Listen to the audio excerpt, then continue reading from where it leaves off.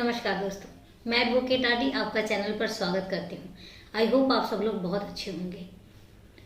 दोस्तों, माँ शब्द एक ऐसा शब्द है कि जब जुबान पर आता है, छोटे से बच्चे से लेके और जब हम बूढ़े भी हो जाते हैं, तब भी जब भी माँ शब्द जुबान पर आता है तो हम भावुक हो उठते हैं और हम उन यादों में खो जाते हैं जब हमारी माँ ने हमें कैसे लाड़ प्यार से पाल पोस कर बड़ा किया, कैसे कैसे तकलीफ़ों में हमें आँच नहीं आने दी, कैसे कैसे हालात उसने देखे, लेकिन माँ ने हमें हर संभव कोशिश की कि हमें हर वो चीज़ मिल सके जो हमें ज़रूरत है। और जब कभी भी हमारी हर जिद को पूरा करने में वो 2 मिनट भी नहीं लगाती थी। माँ बहुत ही पवित्र शब्द है दोस्तों, और इस माँ के प्यार की कीमत ना तो लगाई जा सकती है और ना ही कभी जिंदगी में होगी। आज मैं इन शब्दों की बात क्यों कर रही हूँ, आज माँ शब्द की बात क्यों कर रही हूँ, आप लोग बिल्कुल सोच रहे होंगे। दोस्तों, आज की जो वारदात है वो इस माँ शब्द से ही है। कई बार अपवाद भी बहुत होते हैं, एक्सेप्शनल केसेस। आज एक माँ ने कैसे अपने ही बच्चे के टुकड़े टुकड़े कर दिए, क्यों किए होंगे, क्या कारण रहा होगा, इन सब चीज़ों से जानेंगे और इन सब चीज़ों को जानेंगे आज की वारदात में। तो चले दोस्तों, समय ना देते हुए वारदात शुरू करती हूँ। वारदात शुरू करूँ उससे पहले फिर यही कहना चाहूँगी कि अगर आप मेरे इस परिवार में नए हैं, अपने इस परिवार में नए हैं, तो ज़्यादा से ज़्यादा चैनल को सब्सक्राइब करें, बेल आइकन जरूर प्रेस करें फर्दर नोटिफिकेशन के लिए, लाइक करें, शेयर करें, और इसके अलावा अगर वारदात के बारे में आपकी कोई भी राय है तो बेझिझक मुझे कमेंट करके ज़रूर बताएं। चलिए दोस्तों, शुरू करते हैं वारदात है देवभूमि उत्तराखंड। बहुत ही सुंदर स्टेट है, जहाँ आप जो भी गए होंगे उन्होंने देखा होगा। हर एक जगह, मसूरी से लेके देहरादून से लेके ऋषिकेश से लेके बहुत ही सुंदर सुंदर प्लेसेस हैं। उत्तराखंड की राजधानी है देहरादून। ये जो आज की वारदात है ये देहरादून की है। 8 फरवरी 2018 को माँ शहर कोतवाली के अंसारी रोड पे एक एरिया है, वहाँ पे मीनू कौर का परिवार रहता है। मीनू कौर और उसकी बेटी। 8 फरवरी 2018 को प्रेमनगर है, वहाँ पे प्रेमनगर पुलिस थाने में मीनू कौर पहुँचती हैं और कहती हैं कि मेरी जो बेटी है, मेरी बेटी का फ़ोन स्विच ऑफ है, उसका पता नहीं चल रहा। अब पुलिस वाले पूछते हैं कि अब बात बताइए कि हुआ क्या है। तो वो कहते हैं कि 7 फरवरी को मैंने ISBT जाके उसको बस में बिठाया था, वो इंटरव्यू देने गई है। उसने बोला था इंटरव्यू है मेरा दिल्ली में, और वो दिल्ली के लिए मैंने उसको बिठाया था दिल्ली वाली बस में। उसके बाद 2 बार मेरी उससे फ़ोन पर बात भी हुई है, लेकिन उसके बाद ना तो उसका फ़ोन लग रहा है और ना ही मुझे पता चल रहा है। पुलिस गुमशुदगी का जो केस है वो दर्ज कर लेती है। मीनू कौर से पूछती है कि पूरी बात बताइए। तो वो कहते हैं मेरी बेटी है प्राप्ति, उम्र 24 साल,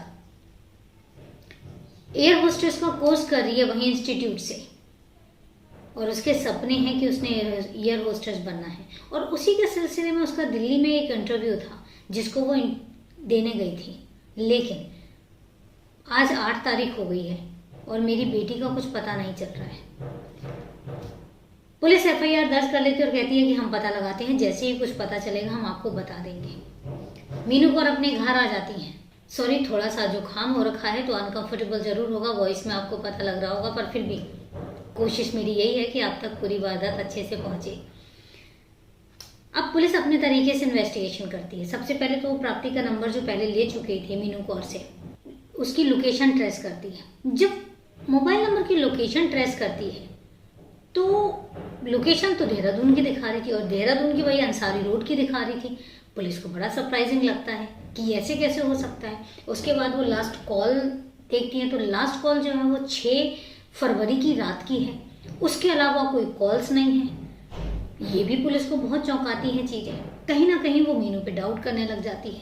लेकिन सिर्फ इतनी सी बात को लेकर वो एक माँ को अरेस्ट नहीं करना चाहती थी, क्योंकि कहीं ना कहीं माँ पर तो शक पुलिस वाले भी नहीं कर सकते। एक औरत पे, पहली बात तो एक औरत पे शक नहीं जाता, औरत के बाद वो एक माँ है और अपने बच्चे की कंप्लेन लेकर गई है। तो अब पुलिस को लगता है डाउट तो हो रहा है, लेकिन कंफर्मेशन नहीं हो पा रही है। दिमाग कह रहा है कि ऐसा है, लेकिन पुलिस वालों का दिल जो है वो कह रहा है कि नहीं, एक मैं कुछ भी गलत नहीं कर सकती, हो सकता है कोई लूप पॉइंट रह गए हों। अब पुलिस वाले क्या करते हैं, पुलिस वाले खामोशी से छानबीन करते हैं, आस पड़ोस में पूछते हैं। जब आस पड़ोस में पूछते हैं तो कुछ अलग ही स्टोरी सामने आती है। आस पड़ोस वाले बताते हैं कि मीनू कौर और प्राप्ति में रिलेशन कुछ अच्छे नहीं थे। मीनू कौर और प्राप्ति की आपस में लड़ाइयाँ बहुत होती थी और मीनू कौर प्राप्ति को बिल्कुल भी पसंद नहीं करती थी। और जब पुलिस वाले कहते हैं कि मीनू कौर ने बताया है कि वो 7 तारीख को दिल्ली ISBT ड्रॉप करने गई हैं दिल्ली के लिए, तो पड़ोसी कहते हैं कि पॉसिबल तो नहीं हो सकता। अब पुलिस वालों को कहीं ना कहीं मीनू कौर पर शक होने लग जाता है और शक पुख्ता होने लग जाता है। रिश्तेदारों से भी पूछताछ, जिन जिन के नंबर निकलते हैं प्राप्ति के नंबर से, उनसे भी पूछताछ की जाती है, तो वो भी मीनू कौर के रिगार्डिंग कुछ खास पॉजिटिव नहीं बोलते हैं। वो नेगेटिव बोलते हैं कि दोनों में लड़ाइयाँ होती हैं, दोनों की बनती नहीं है। तो ये सब चीज़ें जब सुनने में आती हैं तो पुलिस को अब लगता है कि नहीं, अब इन्वेस्टिगेशन जो है वो मीनू कौर के सराउंडिंग ही की जानी चाहिए। पुलिस क्या करती है, वारंट निकालती है और मीनू कौर के घर की तलाशी लेने का डिसाइड करती है। उससे पहले वो मीनू कौर को पुलिस स्टेशन बुलाती है पूछताछ के लिए।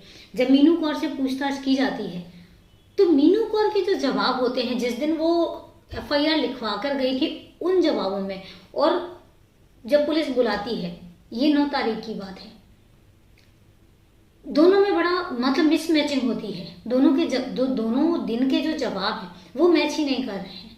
तो पुलिस को यहाँ पे शक और गहरा होता जाता है। इसके बाद घर की तलाशी लेने का डिसाइड करते हैं। वारंट तो ऑलरेडी वो निकलवा चुके थे। अब सर्च वारंट लेके पुलिस मीनू कौर के घर पर जाते हैं, घर की तलाशी ली जाती है। पूरी घर पे कुछ ऐसा नहीं मिलता जो सस्पिशियस हो, लेकिन पुलिस एक वॉशरूम में जाती है। वॉशरूम के पास ही एक स्टोर रूम होता है, बालकनी टाइप का, लेकिन बंद होता है। जब वो स्टोर रूम का दरवाज़ा खुलवाते हैं, दरवाज़ा वहाँ से बंद होता है, जब दरवाज़ा खुलवाते हैं तो चौंक जाते हैं। वहाँ पे प्राप्ति की लाश पड़ी हुई थी 2 टुकड़ों में, और वो मंजर इतना भयावह था कि पुलिस वालों से भी नहीं देखा जा रहा था। पुलिस ने जो बॉडी है उसको कब्जे में लिया। कब्जे में लेने के बाद उसको पोस्टमार्टम के लिए भेज दिया और मीनू को अब अरेस्ट कर लिया। अभी तक तो पूछताछ चल रही थी, लेकिन अब मीनू को अरेस्ट कर लिया। जब मीनू को अरेस्ट करते हैं और पूछताछ की जाती है तो मीनू से एक अलग ही सच निकलकर सामने आता है। मीनू बताती है कि प्राप्ति की जो मदर की डेथ हुई उसके बाद जो प्राप्ति के फादर हैं मिस्टर अजीत सिंह, उन्होंने मुझसे शादी की। मुझसे शादी करने के बाद ना तो अजीत सिंह तवज्जो देते थे, और उसके बाद जैसे जैसे बेटी बड़ी हो रही थी तो वो हमेशा मुझे प्राप्ति को लेकर हमेशा मुझे खरी खोटी सुनाते रहते थे कि मैं प्राप्ति का ध्यान नहीं रखती हूँ, मैं उसकी अच्छे से परवरिश नहीं कर रही हूँ, मैं उसको डांट दूँ तो मैं डांट नहीं सकती थी। इस तरीके से वो मुझे तवज्जो ही नहीं देते थे। उनको ये लगता था कि शायद वो शादी करके मुझे एक नौकर के तौर पर लेकर आए हैं, और मुझे ये बिल्कुल भी पसंद नहीं आता था।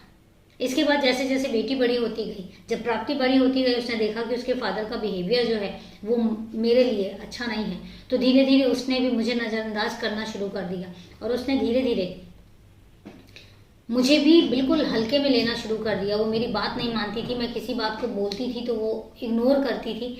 तो मुझे ये चीज़ बहुत ख़राब लगती थी। 2016 में अजीत सिंह की डेथ हो जाती है, और उनकी डेथ के बाद तो प्राप्ति ने बिल्कुल ही सुनना बंद कर दिया मीनू कौर का।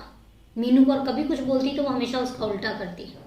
वो कहती मेरी बात नहीं मानती थी, मेरे को पलट के जवाब देती थी और बहुत गंदा जवाब देती थी। इसके अलावा वो कहती जो प्राप्ति है, प्राप्ति गलत संगत में पड़ गई थी। हमेशा लड़कों के साथ घूमना, हमेशा लेट नाइट घर आना, बातें ना मानना, और हमेशा दोस्तों के साथ फ़ोन पे लगे रहना। जब मैं बोलती थी कि प्राप्ति कुछ घर का काम भी कर लो तो वो मुझे उल्टा जवाब देती थी, और उसके बाद वो मेरी सुनती भी नहीं थी। और इसके अलावा इन बातों ने मुझे बहुत ज़्यादा हर्ट किया और मेरे अंदर एक नफ़रत भर दी प्राप्ति के लिए। और इसके अलावा मैंने जो किया मुझे कोई पछतावा नहीं है। अब पुलिस पूछती है कि आखिर हुआ क्या था, तुमने उसका कत्ल क्यों किया? तो वो बताती है कि 6 फरवरी को प्राप्ति जब घर आती है तो कुछ लड़कों के साथ घर आती है, और उसके बाद जब मैं उसको मना करती हूँ तो हमारे बीच में बहुत झगड़ा होता है। वो मुझे बहुत कुछ बोलती है, और इसके बाद मुझे वो बोलती है मुझे वो बर्दाश्त नहीं होता, और मैं उस दिन बहुत गुस्से में थी। इसके बाद प्राप्ति सोने चली जाती है। कमरा जो है वो सिर्फ डोर शट था, बंद नहीं था। मुझे नींद नहीं आ रही थी, मेरे दिमाग में बहुत ही गलत गलत ख्याल आ रहे थे, और मैं डिसाइड कर चुकी थी। रात में 1 बजे मैं उठी और मैंने जो घर में ईंट रखी थी मैंने ईंट उठाई, और उसके बाद प्राप्ति के सर पे मारना शुरू कर दिया। वो सोई हुई थी उस समय पे।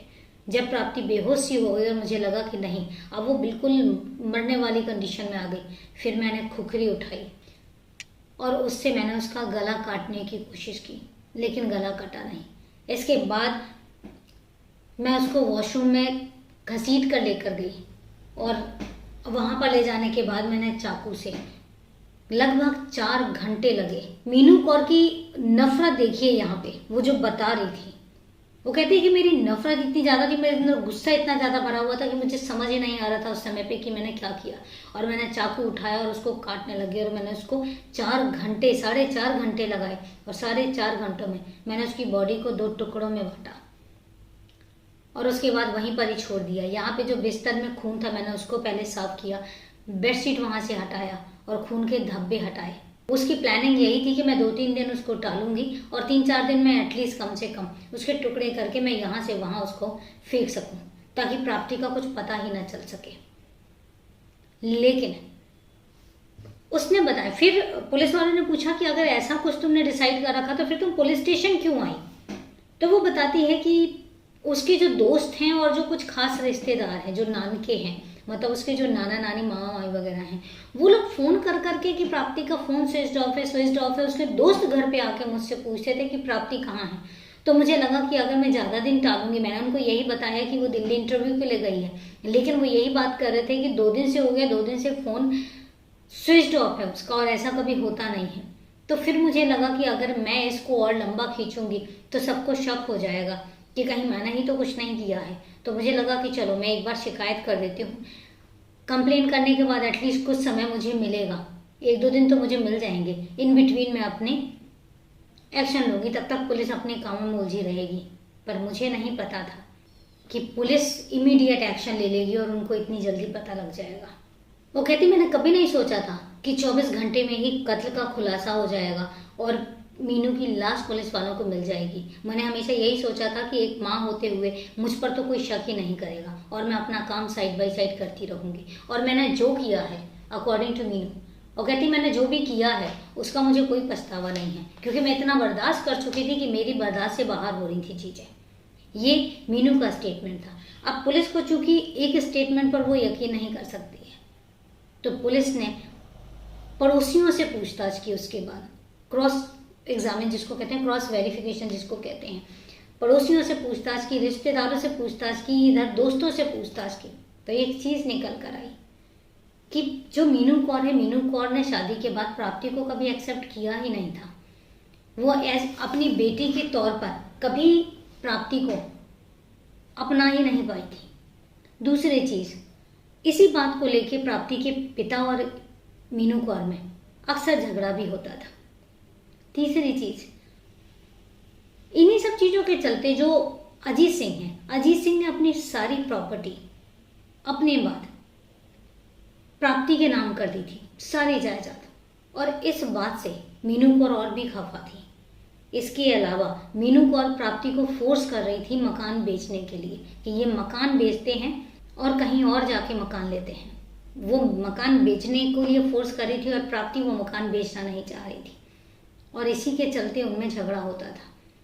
6 फरवरी को भी उनके बीच में झगड़ा हुआ, और जो मीनू ने बताया, मीनू कौर ने, मीनू कौर की स्टेटमेंट वो कहीं मैच नहीं कर रही थी जो कि पड़ोसियों ने, रिश्तेदारों ने बातें बताई।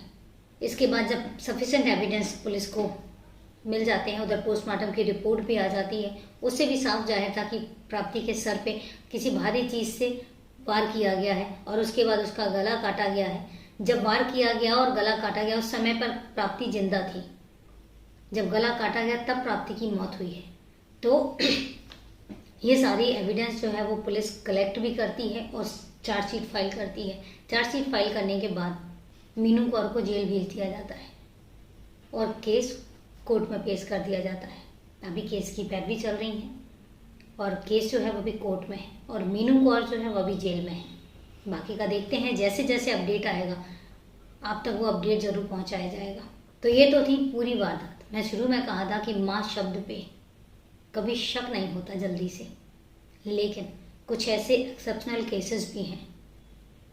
जब ऐसी चीज़ें सामने आती हैं तो ऐसा लगता है कि माँ शब्द पे किस रिलेशन पे भरोसा किया जाए, क्योंकि हर रिश्ते ने हर रिश्ते को दागदार किया है। सचेत रहने की ज़रूरत है, क्योंकि दोस्तों मेरा मकसद बताना ही नहीं बचाना भी है। और हकीकत ये है कि मेरे आपके और जुर्म के बीच में फासला सिर्फ उतना ही है कि हम कितने सतर्क हैं, हम कितने सावधान हैं। सतर्क रहिए, सावधान रहिए। अब वारदात ख़त्म करूँ उससे पहले सवाल जवाब का सिलसिला। मैंने कल के वीडियो में आपसे एक सवाल किया था कि वो कौन सा जानवर है जिसकी 8 आँखें होती हैं। तो दोस्तों उसका जवाब है ऑक्टोपस। ऑक्टोपस की 8 आँखें होती हैं, 9 दिमाग होते हैं। तो साधारण सा जीव नहीं है वो। तो ये तो था कल के क्वेश्चन का जवाब। अब बात आती है आज के सवाल की। मेरा आज का सवाल है कि हमारे यहाँ पर एक नदी है, हुगली नदी, बड़ी अच्छी नदी है। हुगली नदी किस सागर में गिरती है? अब आपको उस सागर का नाम बताना है। सिंपल सा सवाल है, मैं आपके जवाब का इंतजार करूंगी। तो चलिए दोस्तों, मिलते हैं फिर मंडे को एक नई वारदात के साथ, एक नई कहानी के साथ। तब तक के लिए नमस्कार, जय हिंद।